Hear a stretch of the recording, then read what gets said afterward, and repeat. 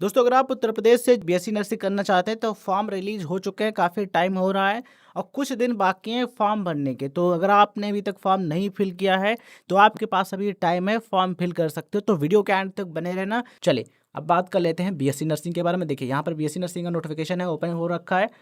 इसकी last date है भैया 20 मई 2026, मतलब कि 20 मई तक ही फॉर्म भर सकते हो। करेक्शन विंडो 13 को जारी होगा, मतलब कि 13 को स्टार्ट हो चुका है और 20 मई तक आप करेक्शन कर सकते हो।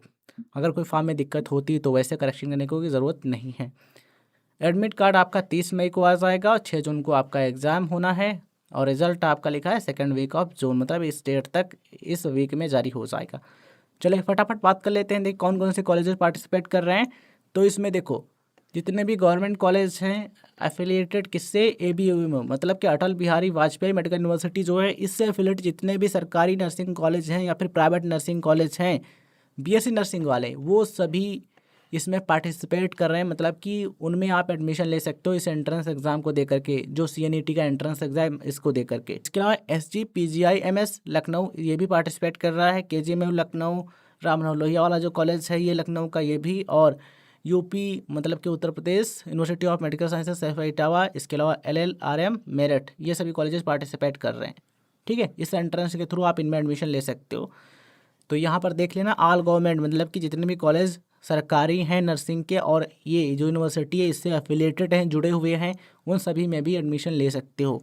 आगरा, अलीगढ़, अयोध्या, आजमगढ़, बरेली, बस्ती, बांदा, गाजियाबाद, गोंडा, गोरखपुर, झांसी, कानपुर, लखनऊ, मेरठ, मिर्ज़ापुर, इसके अलावा मुरादाबाद, प्रयागराज, सहारनपुर, वाराणसी, गौतम बुद्ध नगर, ये जो ज़िले हैं यहाँ पर भैया क्या होगा, यहाँ पर एग्ज़ाम सेंटर आपका होगा। तो अगर आसपास रहते हो तो इनमें से जो ज़िला आपके पास पड़े आप वहाँ पर जा कर के एंट्रेंस एग्ज़ाम आप दे सकते हो। ठीक है, ऑफलाइन मोड में कोई सिस्टम नहीं है, सब ऑनलाइन होगा, मतलब कि ऑनलाइन मोड में ही फॉर्म फिल करना है। बस एग्ज़ामिनेशन आपको एग्ज़ाम सेंटर पर जा कर के देना होगा। फ़ीस की बात करें फॉर्म की तो 3,000 रुपये फ़ीस है UR और OBC कैंडिडेट्स के लिए। SC ST PW का जो फीस है 2,000 रुपये फॉर्म का, एंट्रेंस एग्ज़ाम का। कम से कम एज 17 वर्ष होनी चाहिए। कम से कम कब तक भैया, 31 दिसंबर 2026 तक, या फिर उससे पहले हो रही है तब भी आप अप्लाई कर सकते हो। वही बात करें कौन सा सब्जेक्ट होना चाहिए, 12th में physics, chemistry, biology and English, ये सब्जेक्ट होने ज़रूरी हैं।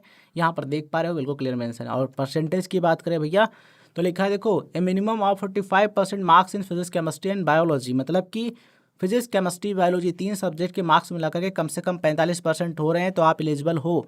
और अंग्रेजी विषय में आप अलग से पास होने चाहिए, मतलब कि अंग्रेजी के नंबर नहीं जोड़े जा रहे हैं इसमें, लेकिन आप उसमें भी पास होने चाहिए कम से कम। ठीक है, इस चीज़ का ध्यान रखिएगा।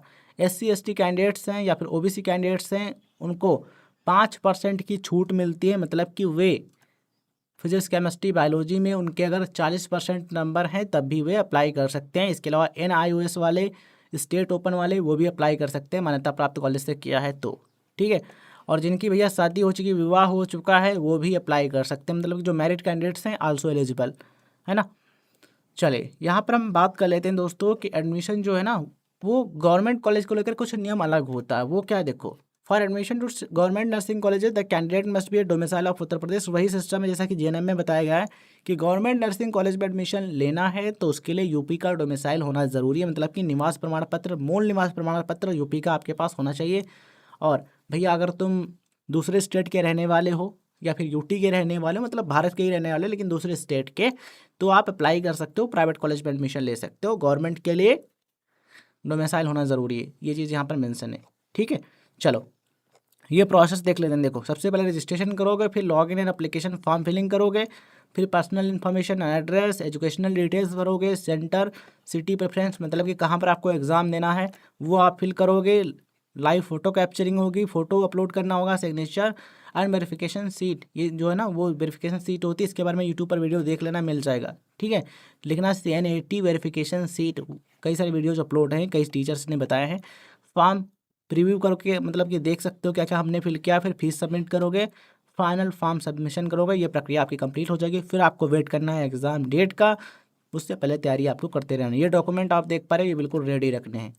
ठीक है, अब यहाँ पर हम बात कर लेते हैं एग्ज़ाम के बारे में। देखो इसमें क्या होता है, देखो नंबर ऑफ क्वेश्चंस आपके 120 होंगे, मतलब कि 120 क्वेश्चन पूछे जाएंगे।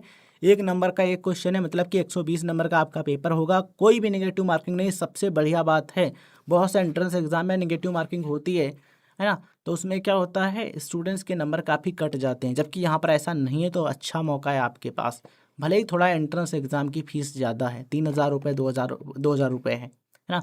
मीडियम ऑफ एग्जामिनेशन भैया हिंदी और इंग्लिश दोनों में आपको क्वेश्चन पेपर देखने को मिलेगा, दोनों में से किसी में आप जिसमें सूटेबल हो उसको देख करके आप पेपर को हल कर सकते हो, ठीक है।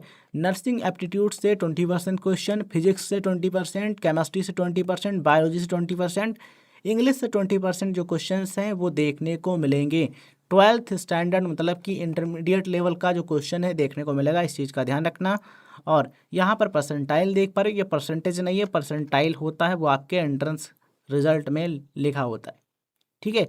रिपोर्टिंग टाइम 9 बजे है, मतलब भैया कि कम से कम इस टाइम तक आपको पहुंच जाना है, उससे पहले ही पहुंचो एग्ज़ाम सेंटर पर तो अच्छी बात है ना, क्योंकि उस टाइम पर ना वेरिफिकेशन होता है, इसलिए ऐसा होता है। अब बात कर लेते हैं बीएससी नर्सिंग की, तो इसमें भी कुछ इस तरीके का सिस्टम है। रजिस्टर पर क्लिक करो, डिटेल्स फिल करो, उसके बाद रजिस्टर हो जाओगे, देन लॉगिन करके आगे की प्रक्रिया कर सकते हो। कुछ भी समझ में ना आए यूट्यूब पर सर्च कर लेना, ठीक है। अगर फिर भी कोई दिक्कत होती है, कुछ समझ में नहीं आ रहा, तो एआई है ना, चैट जीपीटी या फिर जेमिनी से आप पूछ सकते हो, ये काफ़ी हेल्प करेंगे।